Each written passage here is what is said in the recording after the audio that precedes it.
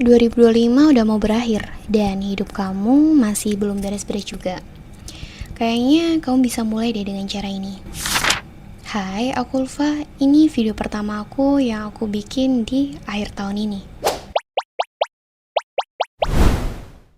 Hai, aku Ulfa. Ayo kita mulai dengan beres-beres tempat tinggal. Kalau aku sih mulainya dari kamar ya. Karena aku memang sebetah itu sih kalau ada di kamar. Dulu sih aku belum tahu sama konsep ini. Aku ngerasa betah banget di kamar, tapi di sisi lain aku ngerasa sumpek. Aneh ya, tapi jujur di situ aku juga ngerasa bingung. Aku pikir aku butuh keluar, butuh lihat suasana baru. Setelah keluar, seneng sih memang, cukup ngobati rasa sumpekku. Tapi ternyata di sisi lain, aku rindu buat balik lagi ke kamar. Padahal gak lama setelah itu hatinya jadi sumpek lagi deh. Jujur aku bingung banget sama apa yang aku rasain waktu itu. Sampai akhirnya aku ketemu sebuah channel yang ngebahas soal beres-beres. Setelah aku dengerin itu dan lihat isi dalam kamarku, ternyata banyak banget loh yang perlu diberesin. Mulai dari yang terlihat sampai yang gak kelihatan. Awalnya sih males ya, karena banyak banget barangnya. Tapi aku gak mau kayak gini terus. Kayak ngerasa ada yang gak beres gitu loh di diri aku. Ya gimana enggak coba. Ngerasa kamar adalah tempat yang paling aman dan nyaman, tapi juga bikin hati sumpek. Akhirnya aku putusin buat mulai beres-beres. Aku mulai beresin dari apa yang kelihatan dulu. Mulai dari rak yang isinya buku dan skincare. Ternyata ada tumpukan kertas dan buku yang tempatnya nggak di situ. Karena susunan rak buku ini harusnya berisi buku yang lagi aku baca atau mau aku baca ulang. Jadi yang nggak memenuhi kriteria, ya udah aku singkirin. Kemudian skincare. Mungkin kalau nggak diberesin kayak gini, aku nggak bakalan tahu kalau ternyata aku punya banyak skincare yang udah expired. Ada juga yang udah habis, dan ternyata belum aku buang juga packagingnya. Setelah beres kerak, aku pindah ke meja kerja. Ini adalah meja yang sering banget aku pakai dan jarang banget rapi. Karena apapun yang aku pegang, transitnya di sini. Dan jarang langsung aku balikin ke tempat semula. Ditambah ada kabel yang sering berserakan di atasnya. Kesan kusut itu jadi kerasa banget. Agak effort sih bersihinnya. Tapi it's okay. Yang tadinya mau beresin rak sama meja aja, akhirnya merambat ke seluruh bagian kamarku. Dari sini aku mulai ngerasa yang namanya candu. Candu buat beres-beres kamar dan lihat kalau tempatku jadi lebih bersih lagi. Lanjut aku beresin atas lemari yang isinya kardus-kardus dan barang-barang lama yang belum aku pakai lagi. Dulu aku simpan dengan alasan suatu saat nanti pasti akan aku pakai lagi. Tapi nyatanya, bertahun-tahun barang-barang dan kardus-kardus itu masih tersimpan rapi di atas lemari aku. Agak berat sih, tapi aku berhasil buang semua barang-barang yang udah gak aku gunain lagi. Kemudian beresin lemari. Ternyata gak kalah serunya loh, karena di dalamnya itu isinya memori.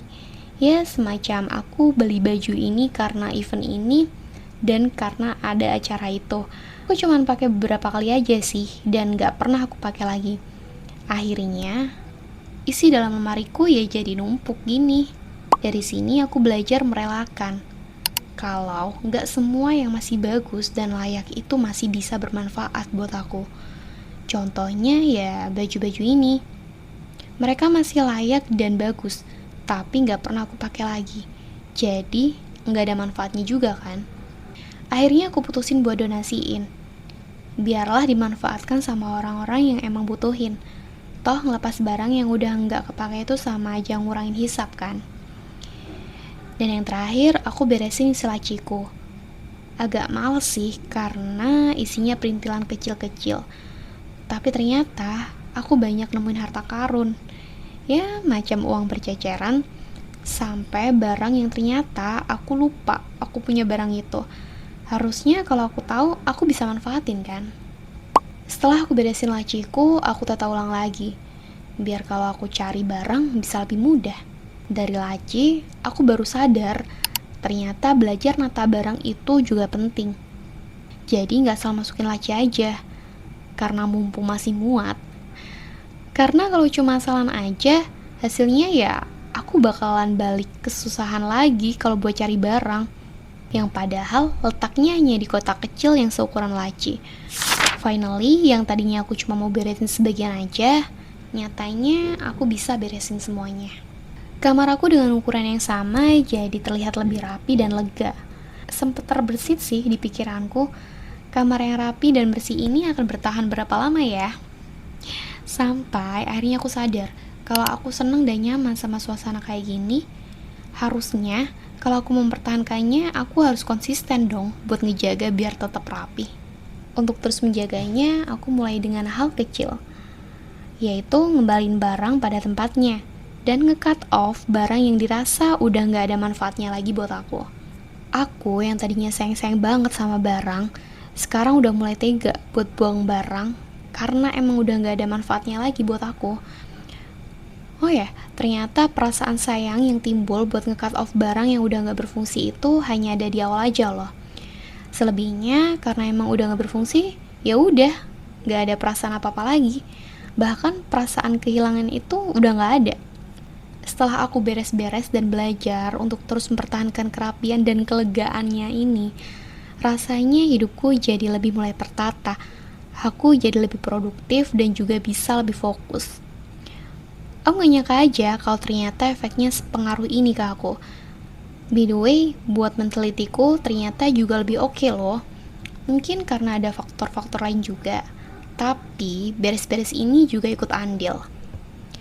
Rasanya kalau bisa konsisten seperti ini terus, Nyumi di 2026 itu kayaknya bisa terwujud deh. Gimana? Kamu udah beres-beres belum?